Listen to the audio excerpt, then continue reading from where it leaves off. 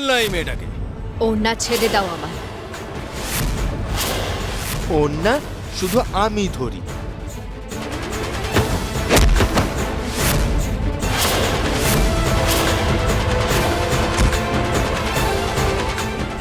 মা,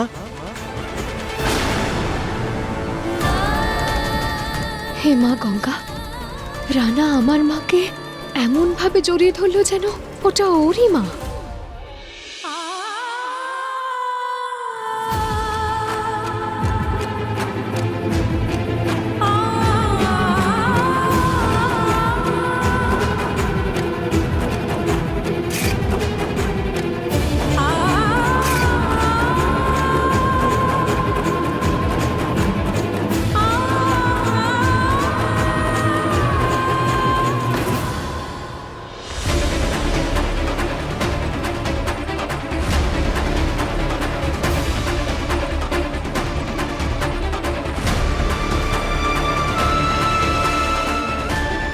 এরা তো দেখছি নিজের নিজের মায়ের কাছে পৌঁছে গেল। যাদের এত বছর আগে আলাদা করে দিয়েছি তাদের এইভাবে মিলতে দিতে পারি না। তুই তুই ঠিক আছিস তো? কোথায় চলে গিয়েছিলিস রে তোরা? আমি ভীষণ ভয় পেয়ে গিয়েছিলাম।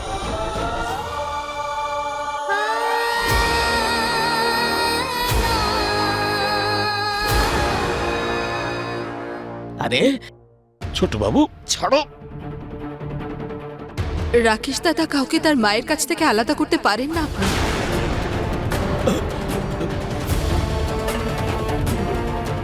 কেন করছেন আপনি এরকম? বলুন, উত্তর দিন।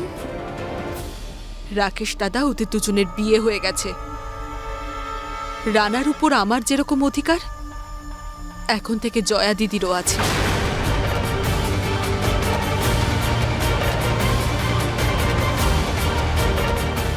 জয়া দিদি রানার মায়ের মতনই তো। কর্তা মা,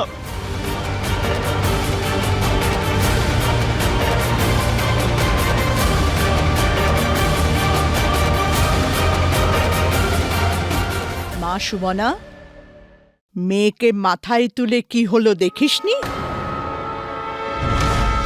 আবার তার মাকে মাথায় তুলছিস?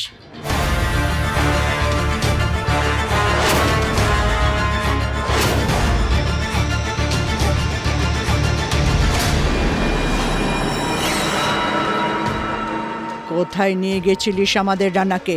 বল বল শিগগির, কোথায় নিয়ে গেছিলিস আমাদের রানাকে? সাবধানে মা। আরে ছেড়ে দে আমাকে বলছি তো। তো ওকে এই আমাদের বাড়িতে নিয়ে আসার কোনো প্রয়োজন ছিল না। তুই বল, কোথায় নিয়ে গেছিলিস তুই আমাদের রানাকে? কোথাও নিয়ে যাই না। কোথাও নিয়ে যাসনি? তাহলে আমরা সবাই এখানে স্বপ্ন দেখছিলাম যে তোরা দুজন বাড়িতে নেই? বলবি তো বল, নয়তো এক্ষুনি পুলিশকে খবর দেব।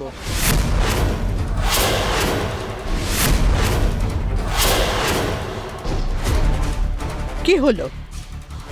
পুলিশের কথা শুনে মুখের রং পাল্টে গেল।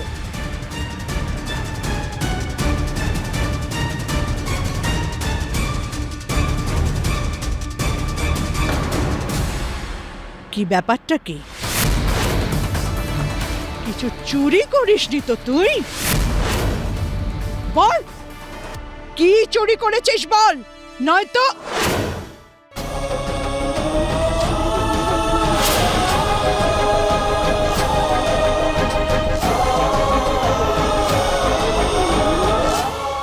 ও কোনো চুরি করেনি হিরোইন। আর না তো আমাকে নিয়ে পালাচ্ছিল। আমি তো নিজেই পালিয়েছিলাম।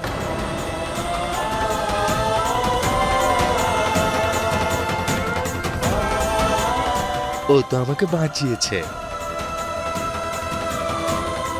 না হলে আমি এত বড় একটা ট্রাকের তলায় চাটনি হয়ে যেতাম। না, মরুপ তো শত্রু। ও সঙ্গে ছিল তো। রানা, যতক্ষণ ও তোর পাশে আছে দেখিস তোর কিচ্ছু হবে না।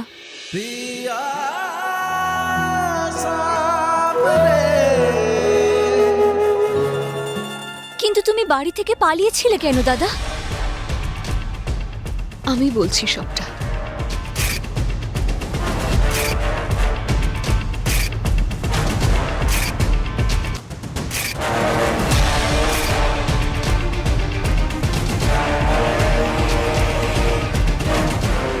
আমি এক্ষুনি খোঁজ নিচ্ছি কারা ছিল ওরা। খোঁজ নিচ্ছি আমি এক্ষুনি। রাকেশ দাদা, দেবী মায়ের কৃপায় ওরা দুজনেই ভালোভাবে বাড়ি ফিরে এসেছে। এর থেকে বেশি আর কি চাই আমাদের? রাকেশ, সুমনা একদম ঠিক বলছে। আমার একটা ফোনেই তোমরা সকাল সকাল আমার এখানে চলে এসেছো, তার জন্য অনেক ধন্যবাদ।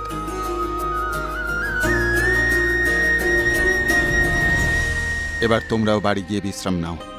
বৌদিমণি, আপনি যদি কিছু না মনে করেন, আমি কি আপনার ছেলে আর মিঠিকে আমাদের বাড়িতে খাবার জন্য নেমন্তন্ন করতে পারি?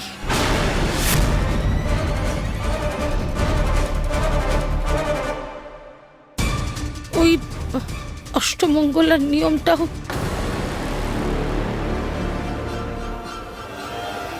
জয়া দিদি, তোমার মেয়েকে বাড়িতে ডাকার জন্য আমাকে জিজ্ঞেস করার প্রয়োজন নেই। ওরা দুজন আজ সন্ধ্যেবেলায় অবশ্যই তোমার বাড়িতে যাবে।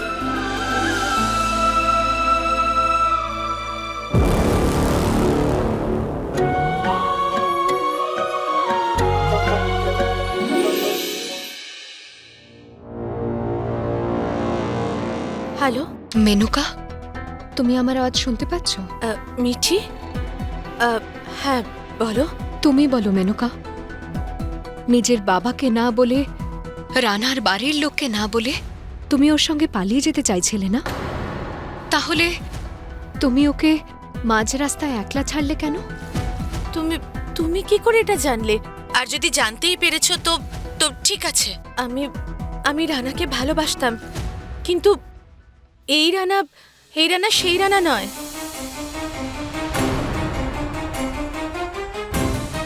মিঠে, আঙ্কেল, রানা মেনকাকে ঠকিয়েছে আর তার কারণেই ও আজ পাগল হয়ে গেছে। আঙ্কেল, ও পাগল হয়নি, মানসিকভাবে শুধু ছেলে মানুষ। আচ্ছা, তাহলে তুমি একটা কাজ করো, তুমি ওর কাজের লোক হয়ে যাও, এতে কিছু ইনকামও হয়ে যাবে।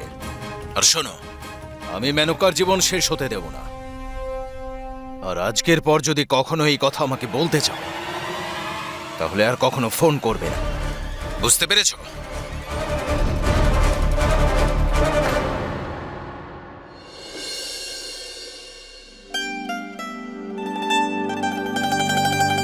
মিঠি, খুব সুন্দর দেখাচ্ছে। এগুলো তোর জন্য। এসবের কি প্রয়োজন?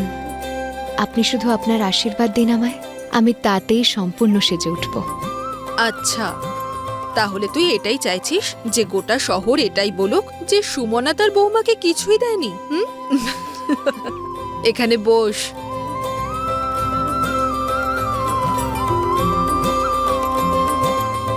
মিঠি, এই তো 2-3 দিন আগেই এভাবেই তোকে সাজাচ্ছিলাম, তাই না?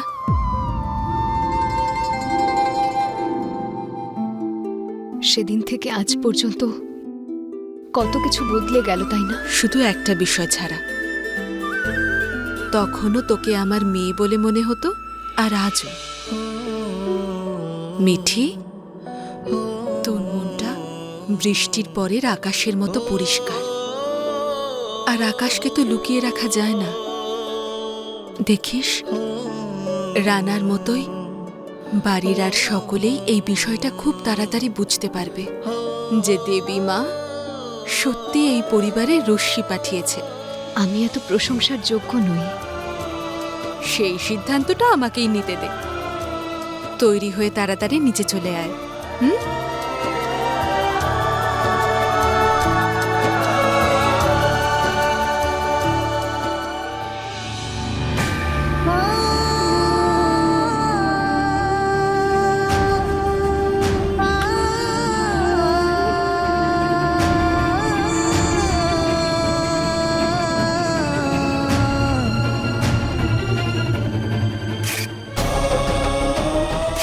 রানার মা আমায় রানার জীবনের আলো মনে করেন মা গঙ্গা,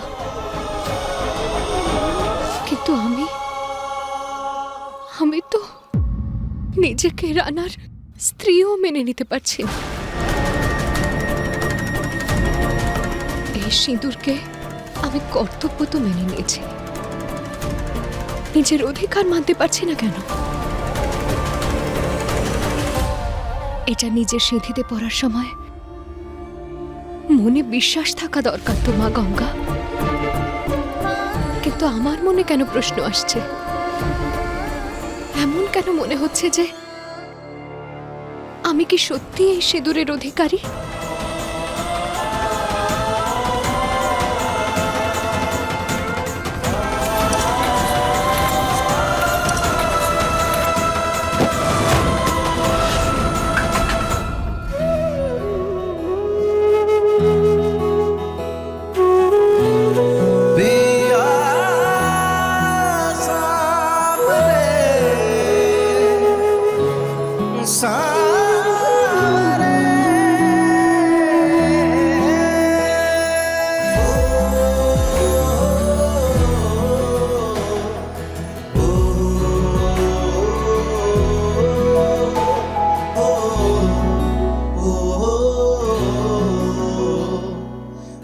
রশ্মি, আমার হাতটা এবার ব্যথা করছে তো।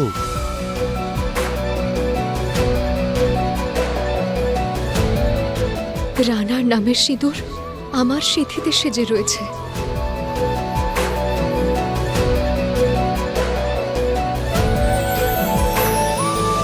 তোমার ব্যথা লেগেছে?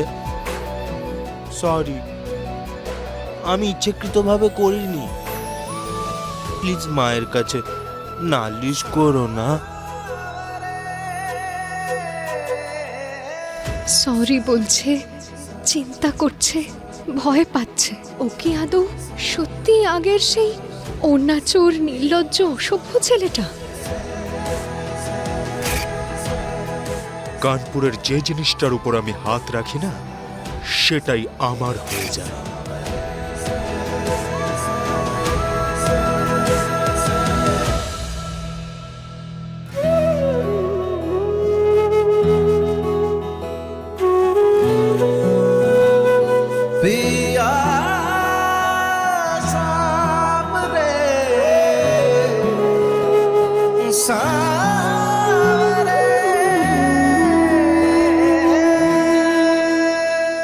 তুমি সত্যি রাগ করনি তো? তাহলে তুমি আমায় মেনকার মতো ছেড়ে চলে যাবে না তো?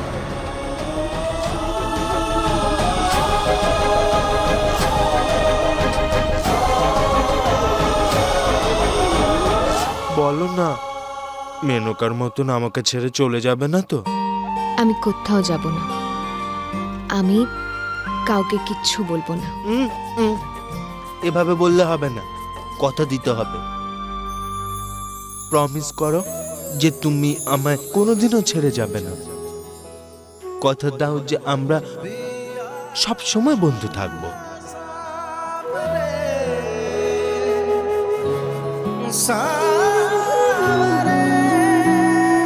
দাও, কথা দাও যে তুমি কোনোদিনও আমায় ছেড়ে যাবে না।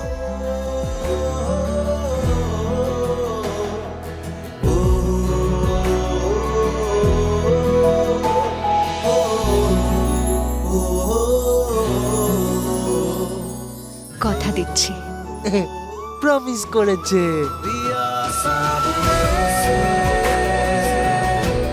আমি তো কর্তব্য আর দায়িত্ব পালনের ভাবনায় ছিলাম, কিন্তু কথাও দিতে হবে সেটা আমি জানতাম না।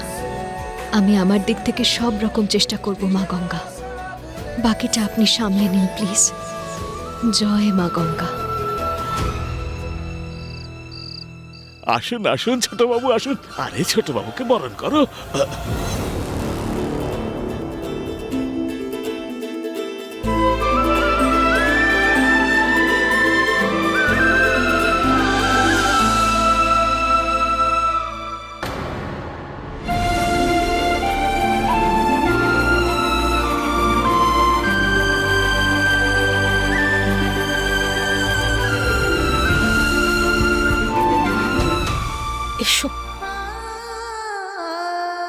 বাবা, এই শর্ত আসুন ছোট বাবু, আসুন আসুন আসুন আসুন।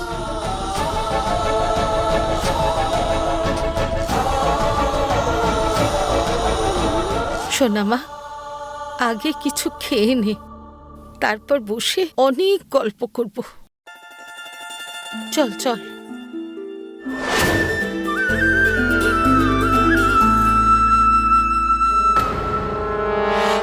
আরে এসব কি করছো? ছোট বাবু বাড়িতে এসেছেন আর তুমি এই লাউয়ের তরকারি আর বেগুন পোড়া বানিয়েছো? ক্ষমা করে দিন ছোট বাবু, দেখছেন তো এর পুরোপুরি বুদ্ধি ভ্রষ্ট হয়ে গেছে। দাদা, ওদের বাড়িতে তো পিৎজা আর বার্গার হয়। এক কাজ করি, আমরাও অর্ডার করি। এক্ষুনি অর্ডার করছি বার্গার আর পিৎজা।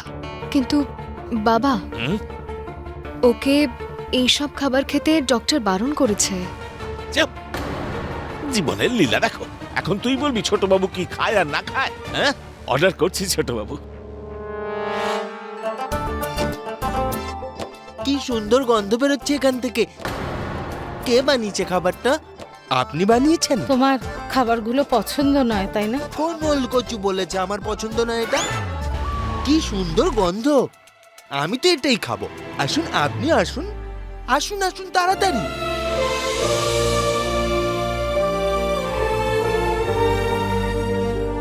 শুরু করো। আপনি আমাকে খাইয়ে দিন না, আমি মায়ের হাতে খেতে চাই।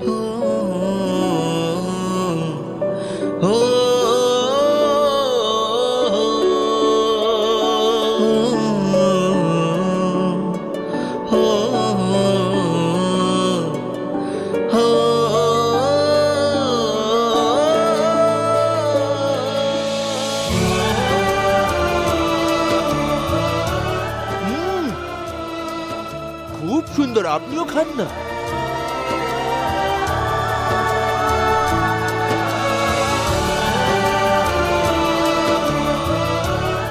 খুব সুন্দর হয়েছে মা।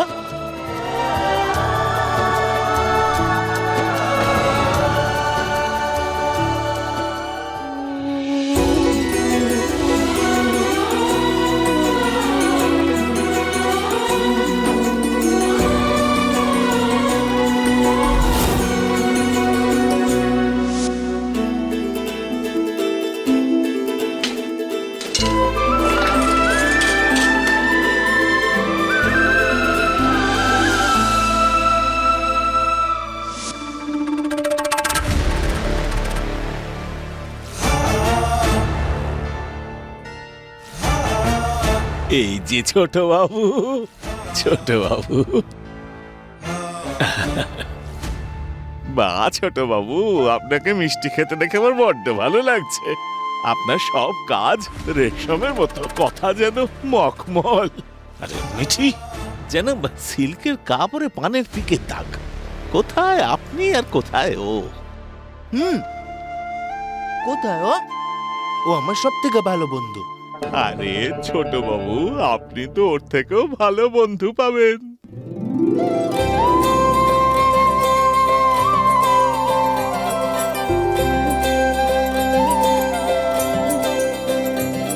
এই কয়েকদিনে আমাদের মেয়েটা খুব বড় হয়ে গেছে।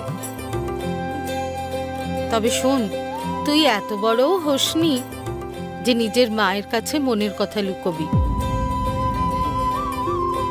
সোনা মা, তুই ঠিক আছিস তো মা?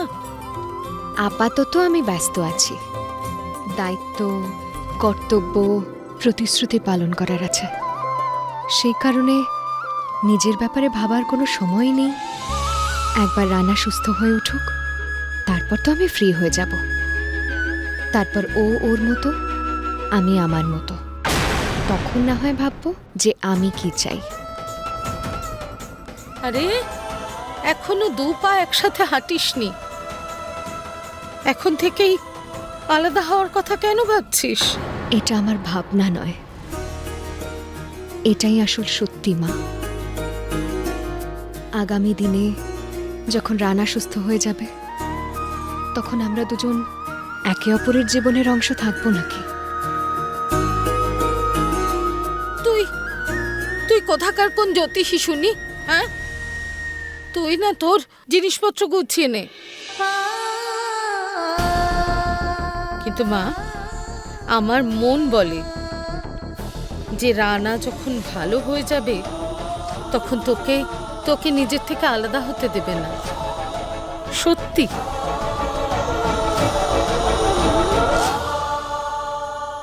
আমি তো নিচে ঘুমোবো। Good night.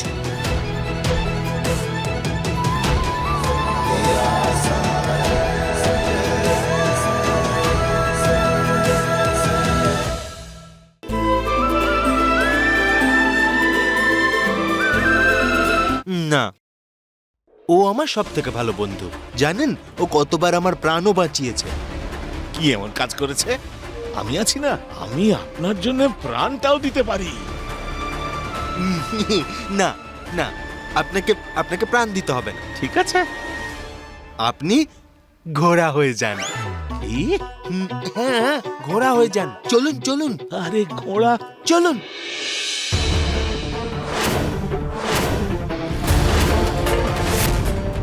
আজ তো আমার লটারি লেগে গেছে।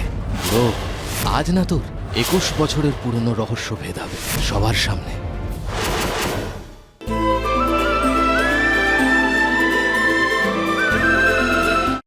এখানে হ্যাঁ হ্যাঁ, ঘোড়া?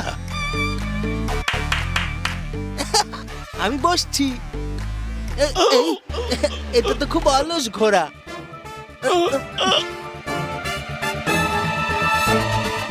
আরে ছাড়! আমি কি এখানে মাদুরের মতন পড়ে থাকতাম নাকি? আমি তো ছোট বাবুর সঙ্গে খেলছিলাম। খেলু খেলু করব। আপনার খেলা তো শুরু হওয়ার আগেই শেষ হয়ে গেল। খেলে তো ও আমার সঙ্গে। ও আমার সব থেকে ভালো বন্ধু।